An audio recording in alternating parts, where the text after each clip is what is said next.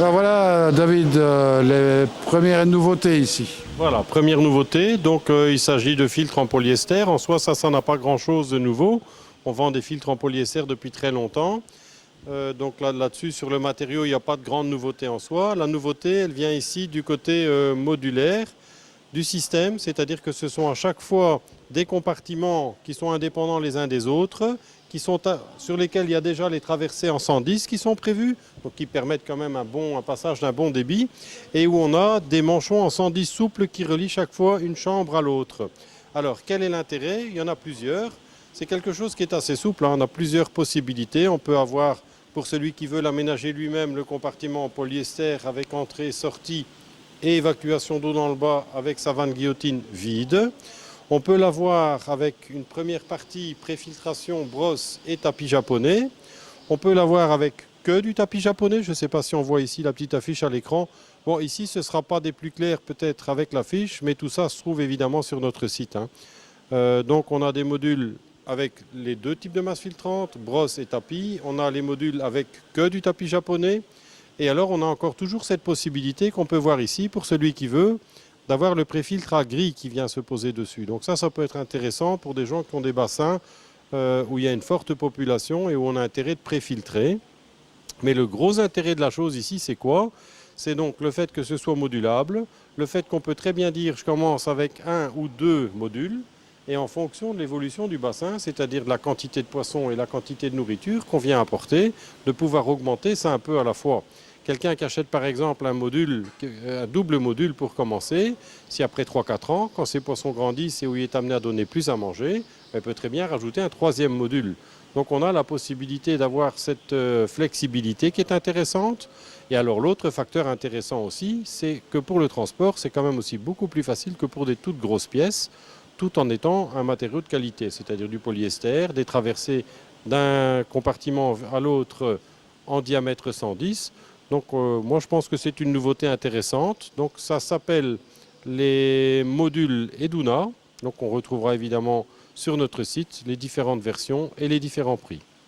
Alors c'est ça, bon maintenant on peut rajouter à ça qu'il n'y a pas que les Duna ici, je veux dire en termes modulaires, qui est intéressant parce que en réalité, bon, vous avez déjà une filtration existante, vous constatez que ben, voilà, elle est plus suffisante, ben, rien ne vous empêche d'ajouter ce module-là puisque bon, on est sur du 110 Absolument. qui est standard, donc ça peut aussi devenir intéressant pour quelqu'un qui a un bassin déjà existant avec un filtre existant. On est chez Aquaworld hein, ici. Aquaworld, tout à fait. Oui. Donc Aquaworld, bon, qui est quand même une marque réputée pour leur filtration en polyester, qui est très résistant dans le temps.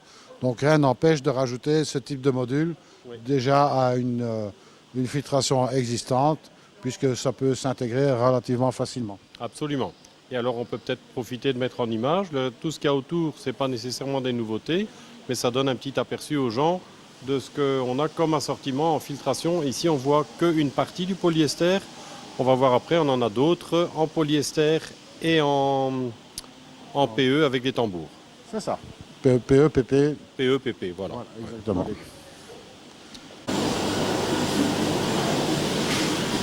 Alors David, encore quelques petites nouveautés ici, bassin on va dire, hein. Donc on va peut-être commencer par le starter. Voilà, un starter kit qui est proposé par Aquatic Science pour un bassin jusque 12 mètres cubes dans lequel on a différents produits.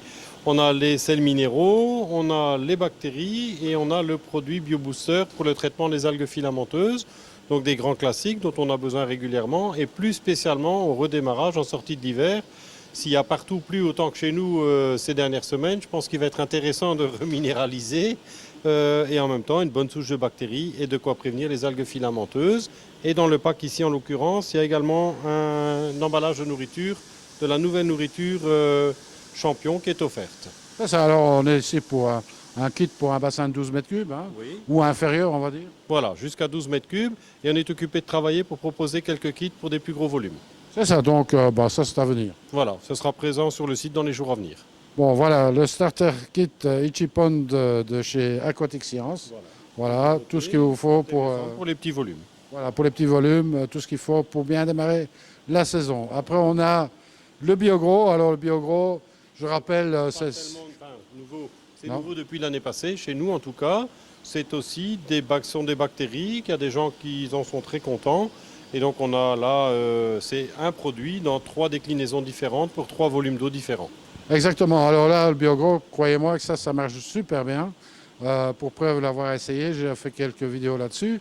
Et on aura aussi, je profite de l'occasion, nous ferons d'ici peu un live spécial sur le BioGro avec le patron de chez BioGro, Oui. qui donnera non seulement les explications quant au produit, mais qui répondra aussi à toutes vos questions, ce qui est quand même le plus important. Intéressant, tout à fait. Donc, ce sera généraliste. Alors ici, JBL nous propose 2 types d'épuisettes, nouveaux modèles, on va dire. Voilà. Un fine maille et un avec des mailles un peu plus larges. Voilà, donc pour les poissons, il vaut mieux évidemment c'est la large maille. Si c'est plutôt comme filet de nettoyage, tout ça, les fines mailles bien entendu. Donc c'est du télescopique, voilà, une fois la déboîtée. Donc ça reste une épuisette, allez, on est sur à peu près avec le manche autour de 2 mètres. Quel est l'intérêt? Ce qui est le plus important sur ce genre d'épuisette, c'est qu'on a bien le filet qui est à l'intérieur du cadre, ce qui fait que quand on vient frotter sur les bords, quel que soit le type de bassin, on n'abîme pas le filet, parce que c'est souvent la raison pour laquelle on doit remplacer les épuisettes. Donc un excellent rapport qualité-prix pour des épuisettes, je dirais, en aluminium. Bon, encore une fois, ils ont sorti un produit qui tient la route. Exactement. Donc ça, c'est pour les petites nouveautés ici. Bon, il y en aura certainement d'autres au cours de la saison, hein. On va laisser commencer la saison tranquille. Voilà, sinon les gens vont commencer à trouver que la vidéo elle est vraiment trop longue. Et puis après, que ça va faire un trop gros budget. Voilà. Allez, restez avec nous.